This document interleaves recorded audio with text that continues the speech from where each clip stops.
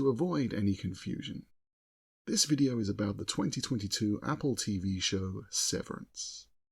It is not about the 2006 Danny Dyer horror comedy Severance. Dating's complicated in England. What are you talking about?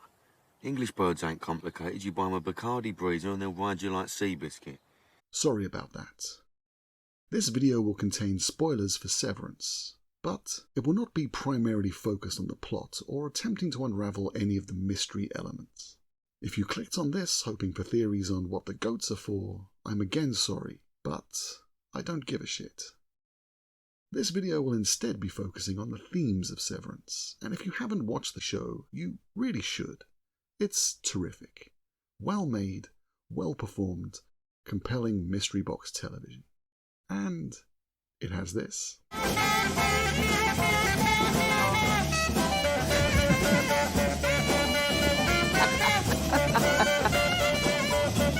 If that doesn't sell you, I give up. And if you haven't seen the 2006 Danny Dyer horror comedy, Severance... Well, I don't want to be unkind, but I think you've got more chance of getting shit out of a rocking horse. Yeah, that's what I thought. You can skip it.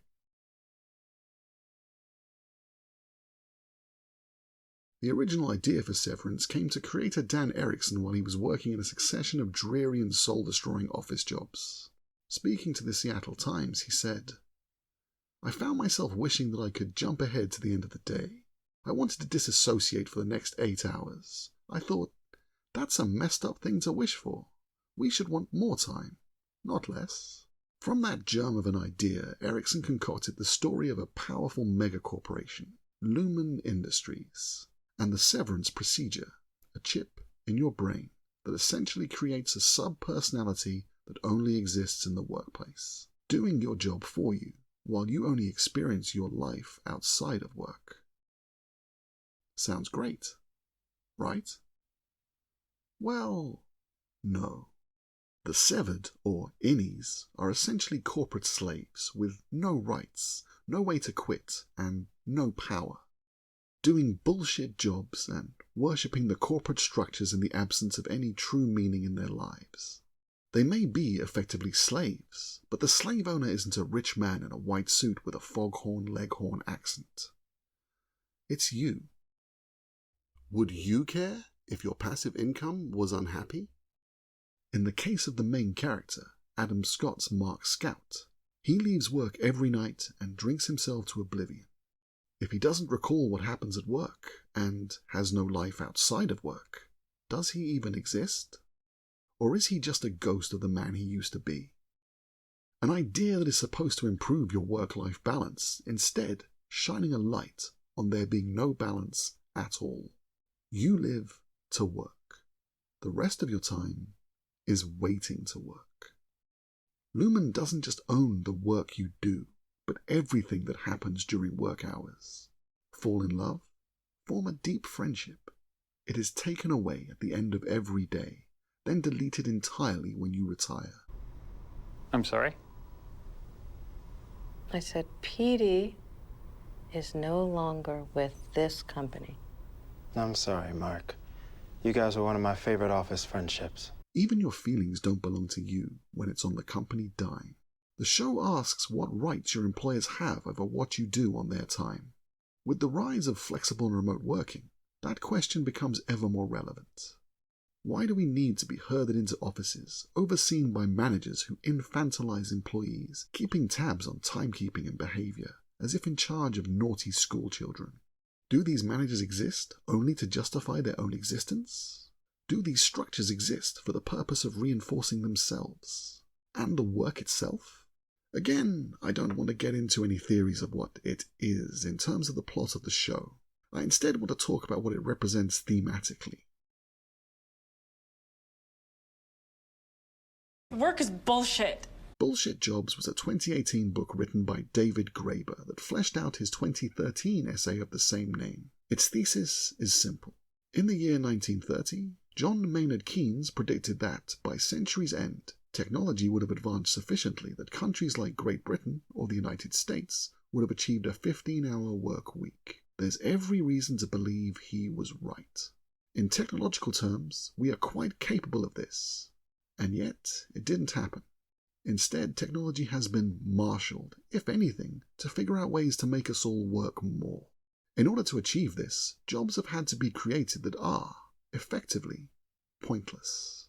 Graeber identified 5 types of entirely pointless jobs: flunkies, goons, duct tapers, box tickers, and taskmasters. Let's focus in on duct tapers. One of the examples he gave of this type of work, people who temporarily fix problems that could be permanently fixed, is programmers, fixing bloated code.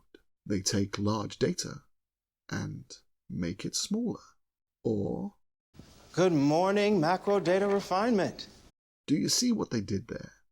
Work is bullshit. The work is mysterious and important. The characters theorize about how important their work is, and that's a comment on us. You try to solve the mystery because you are trained to do so by life. We need to believe that our work has meaning.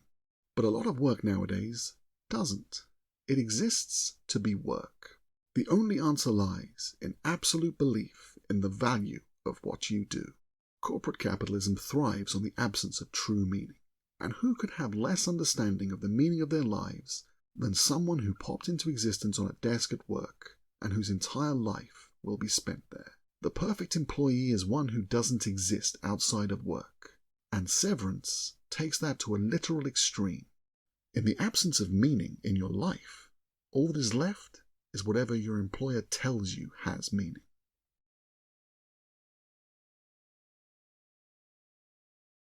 Megacorps use their branding as iconography, and figureheads cultivate a cult of personality around themselves. Corporate fealty is not just desired, but a necessity for progress, with the largest rewards for good soldiers who put the company first and their own lives second. In Severance, it's deification of the founder, Keir Egan. He is treated as a literal god. What is it we actually do here?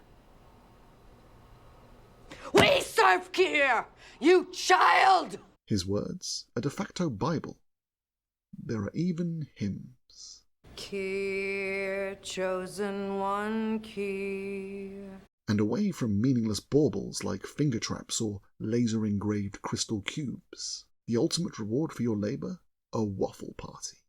The perfect satire of empty corporate rewards. You can climb that corporate ladder, but you'll never be Branson, Musk, or Bezos. The best you will ever get is a crude approximation, basking in their reflected glory for a moment. A millisecond of a caricature of the lives they lead for real. And if it looks unappealing to you, so what? This is the reward they think you deserve. A tasting menu of their desires, not your own. The big dogs at the top don't even need to do anything. They don't need to speak or give instruction. They are just the elite class, creaming off the profit. They are worthless in practical terms, but they take the majority of worth in real terms. In fact, the people who inject the most worth, even to the extent of literally putting words in the mouths of the board, are the exploited workers. Oh, hello.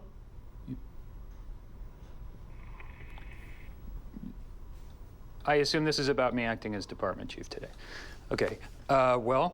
These are people who literally exist to work.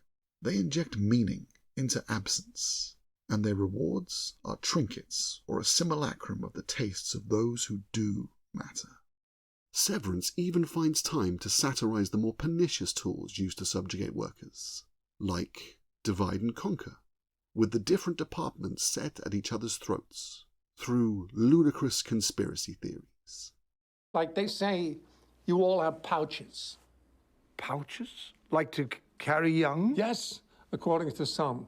You each have a larval offspring that will jump out and attack if we get too close. That's fucking psycho. And propaganda paintings that resemble the horrific racist lies of history, like the murder of the innocents or the blood libel.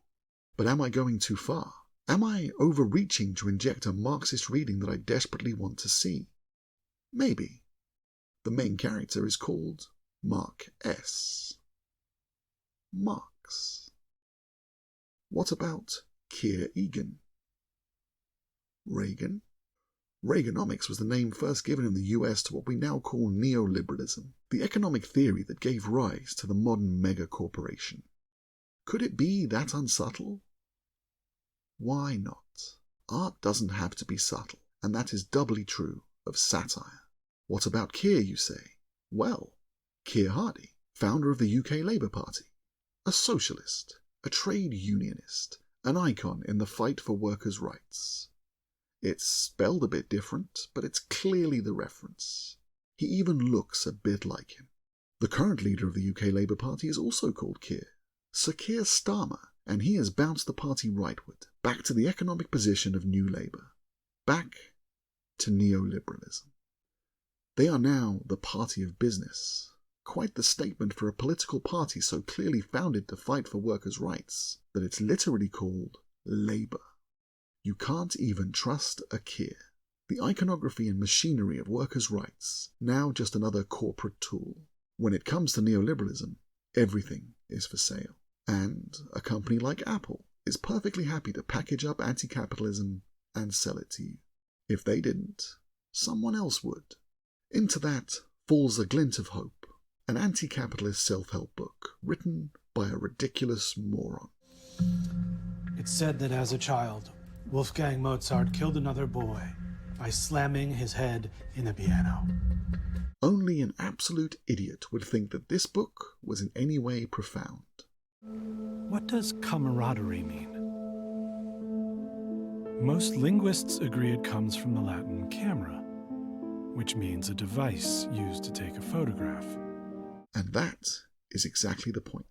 When there is no other meaning in your life, you are susceptible to getting grifted by whatever self-proclaimed self-help guru pulls the right strings. In this instance, there is no alternative. But in real life, there are a lot of Rickons, cut from every cloth, some well-meaning but stupid, and some dragging you in a more sinister direction. All can be equally damaging if you don't have real relationships to anchor you.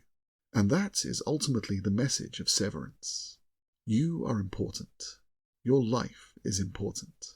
And what gives you purpose in life is not your job, but the connections you make with the people around you. And also, finding out what the goats are for. I was lying earlier. I do actually really want to know. What are they doing with the goats? Thank you very much for watching. Please like, share and subscribe if you would like to see more of this sort of content.